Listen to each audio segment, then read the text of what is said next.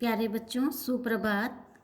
आशा करती हूँ कि आप सब स्वस्थ होंगे और अपना रुचिपूर्ण अध्ययन कर रहे होंगे।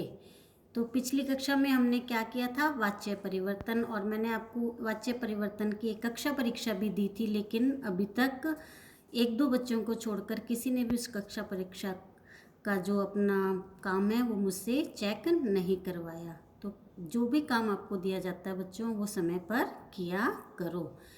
आज आपकी कक्षा 10वीं में लेखन कौशल के अंतर्गत 5 अंकों का एक आता है पत्र लेखन। 5 अंकों का क्या आता है, पत्र लेखन। पत्र आजकल तो आपको पत्र सुनने में बहुत कम आने लग गया। क्यों? क्योंकि आजकल जो हम कहाँ तक सीमित हो गए, व्हाट्सएप के मैसेज तक। मनुष्य के विचारों का आदान प्रदान करने का सरल और जो सशक्त माध्यम है वो क्या होता है, पत्र होता है। लेकिन आधुनिक युग में इसकी जगह किसने ले ली है, व्हाट्सएप के संदेशों ने, जिसको आप बोलते हो व्हाट्सएप मैसेजेस। आजकल औपचारिक पत्रों का ही चलन रह गया। औपचारिक पत्रों माने जो हम कार्यालय में या प्रार्थना पत्र लिखते हैं। तो प्यारे बच्चों, पत्र कितने प्रकार के होते हैं? पत्र 2 प्रकार के होते हैं। एक होता है औपचारिक पत्र और एक होता है अनौपचारिक पत्र। औपचारिक जो पत्र होता है, जिसको आप फॉर्मल लेटर्स बोलते हो, ठीक है।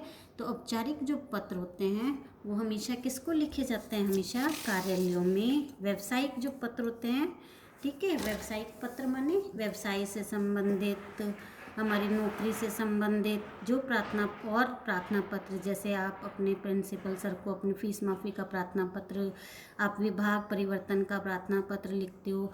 तो जो भी हम किसी भी संस्था में हम प्रार्थना पत्र भी लिखते हैं और व्यावसायिक पत्र भी लिखते हैं। तो औपचारिक पत्र कौन कौन से होते हैं, व्यावसायिक पत्र और प्रार्थना पत्र। अनौपचारिक पत्र हम किस किस को लिखते हैं, अपने मित्रों को, अपने संबंधियों को, माता पिता को और परिवार के सदस्यों को। परिवार के सदस्य भाई बहन, आपके चाचा चाची, कोई भी हो सकता है, ठीक है ना। तो अनौपचारिक पत्र हम मित्रों को, संबंधी, माता पिता, परिवार के सदस्यों को लिखते हैं। जब भी बच्चों आप पत्र लिखते हो, चाहे औपचारिक लिखो चाहे अनौपचारिक लिखो, उसमें आपको 3 भागों में पत्र लिखना होता है। आप लिखते भी हो, आपने कक्षा 9वीं में भी देखा था, ठीक है।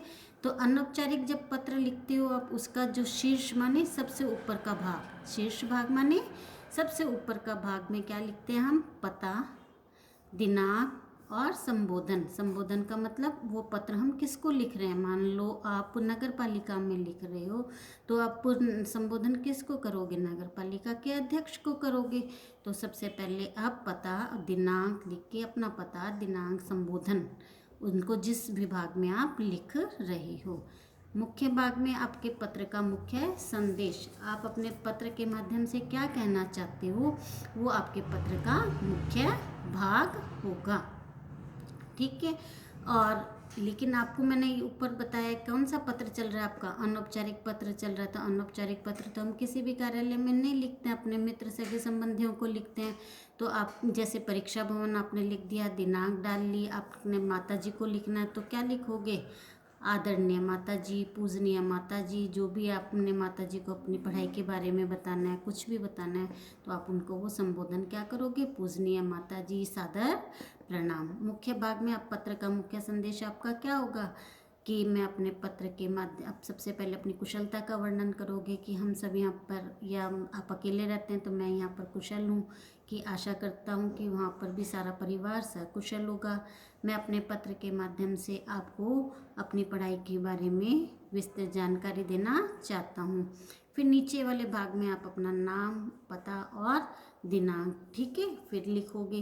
तो ये आपके 3 भाग, शीर्ष भाग, मुख्य भाग, अधोभाग। अधोभाग माने, अधो माने होता है नीचे का, सबसे नीचे का भाग आपने लिखना है।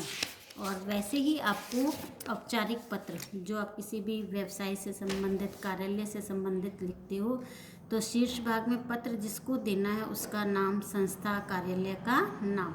आप किसी संपादक को लिखते हो तो संपादक महोदय, फिर आप उसका मान लो लघु किलो कार्यालय मंडी डबवाली, ऐसे आपने लिख दिया। फिर आपका विषय कि आप उनके समाचार पत्र के माध्यम से किसी का ध्यान अवगत कराना चाहते हैं कि आप जो सा भी विषय आप चुनते हैं वो आपका सारा विषय आएगा पहले शॉर्ट में, कि सफाई कर्मचारी के हमारे डाक विभाग की जो व्यवस्था है उसकी और डाकपाल को ध्यान दिलाने हेतु जो भी आपका सिर्फ विषय आएगा।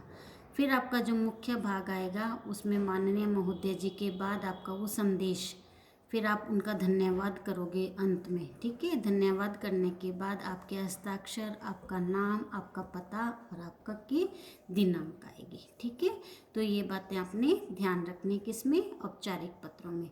अनौपचारिक पत्र में आपको शीर्ष भाग में क्या लिखना था, पता, दिनांक और संबोधन। उसमें आप पता किसका लिखते हो, अपना पता लिखते हो पहले यहाँ, लेकिन आपको सबसे पहले किसको, जिसको आपको जिस कार्यालय में पत्र देना है उसका नाम, उस संस्था का नाम या कार्यालय का नाम, फिर आपका विषय।